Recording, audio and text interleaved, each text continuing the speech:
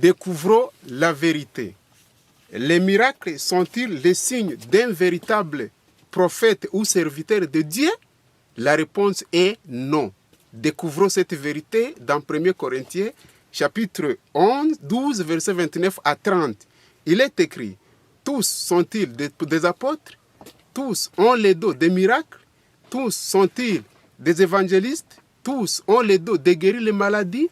La réponse est là et que tout le monde ne sont pas capables de faire des miracles parce que c'est un don de Dieu. Donc, si nous considérons que celui qui fait les miracles est celui-là seul le serviteur de Dieu, c'est contre la vérité. Découvrons toujours cette vérité. Dans Jean chapitre 10, 40 à 42, il est écrit que Jean n'a fait aucun miracle, mais tout ce qu'il a dit était véritable au sujet de Jésus. Maintenant, si Jean n'a fait aucun miracle, pourtant il était un serviteur de Dieu, un grand prophète, et que nous pouvons dire que celui qui fait les miracles, c'est celui-là qui est le serviteur de Dieu, ce verset va nous contredire.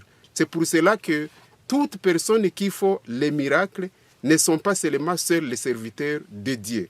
Dans Matthieu chapitre 11, versets 9 à 11, il est écrit que les plus grands des prophètes étaient Jean. Les plus grands de tous ceux qui sont nés de femmes étaient Jean.